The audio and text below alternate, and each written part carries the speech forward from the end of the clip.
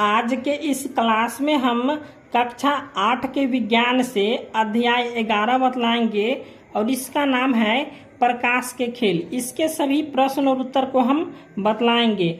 आप लोग वीडियो को शुरू से लेके अंत तक देखिए और हमारे चैनल पर नए तो चैनल को सब्सक्राइब करके घंटी को बजा दीजिए। तो चलिए अब हम प्रश्न को बतलाते हैं। तो यहाँ पे 1 नंबर प्रश्न है, मान लीजिए आपके सामने दीवार पर क्या है, एक फोटो टंगा है। तो आपका मित्र आपकी आंखों के सामने अपना कॉपी ला देता है, तो क्या आप फोटो को देख पाएंगे? व्याख्या कीजिए। तो यही प्रश्न था। तो चलिए इसको हम अध्ययन करते हैं। तो यहाँ पे इसका उत्तर हम लिखेंगे, क्योंकि फोटो से प्रकाश परावर्तित होकर आंख तक नहीं पहुंच पाता है, जिसके कारण जो है सो आंख का रेटिना पर प्रतिबिंब नहीं बन पाता है। और यानी कि प्रकाश सीधी रेखा में गमन करती है और परावर्तित किरणें के रास्ते जो है सो अपारदर्शक पदार्थ यानी कि कॉपी के आ जाने से प्रतिबिंब नहीं बन पाता है।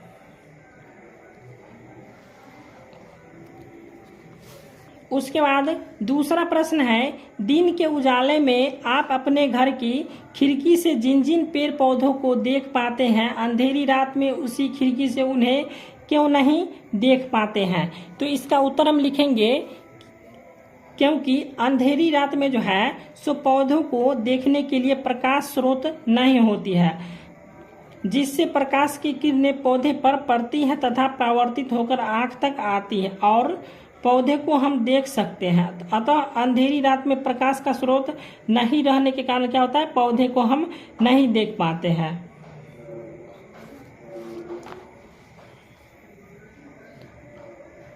अब तीसरा प्रश्न है कि नियमित एवं विसरित परावर्तन में अंतर किरण रेखा की सहायता से बताइए। तो चलिए इसको हम बतला देते हैं।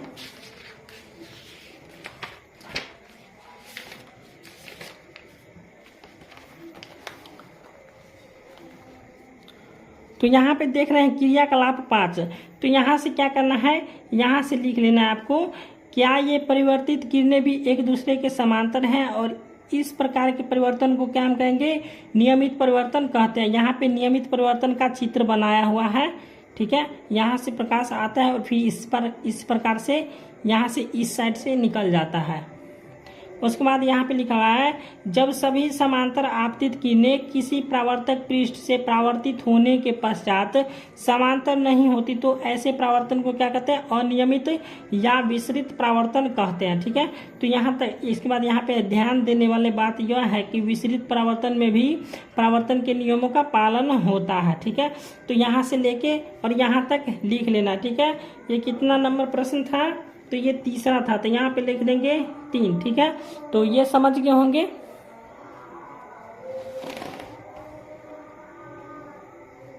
उसके बाद चौथा प्रश्न है, बहुमूर्तिदर्शी की रचना का वर्णन कीजिए। तो बहुमूर्तिदर्शी रचना का वर्णन करना है।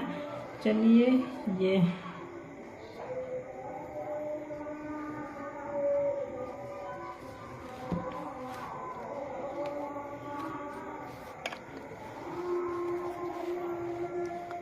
इसका आंसर जो है सो हम यहाँ से लिखेंगे, ठीक है। यहाँ पे देख लीजिए 4 नंबर लिखा हुआ, यहाँ से लेके और यहाँ तक लिखना है, बहुमूर्तिदर्शी तैयार है, ठीक है। तो यहाँ से लेके और यहाँ तक लिखना है, तो ये हो जाएगा आपके 4 का आंसर, ठीक है। चलिए अब हम प्रश्न संख्या 5 को बतलाते हैं। तो 5वां प्रश्न है, मानव नेत्र का एक नामांकित चित्र बनाए, ठीक है। तो यहाँ पे ये मानव नेत्र हम बनाए, ठीक है। इसको इसी प्रकार से बनाना है आपको, मानव नेत्र, ठीक है। और इसके बाद इसका नाम भी देना है कि कहाँ पे क्या है, ठीक है। तो चलिए ये बना लीजिएगा आप लोग। इसके बाद हम चलिए प्रश्न संख्या 6 को बतलाते हैं। तो छठा प्रश्न है, यदि परावर्तित किरण आपतित किरण से 90 डिग्री का कोण बनाए तो आपतन कोण का मान कितना होगा?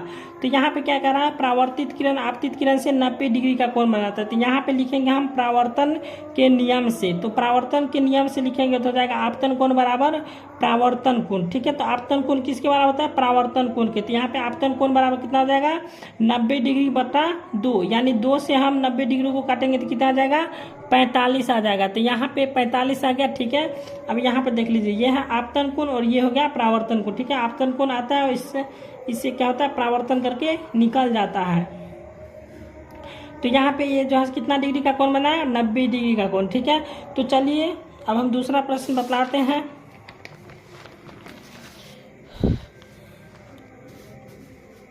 सातवां प्रश्न है, आप अपनी आंखों की देखभाल कैसे करेंगे।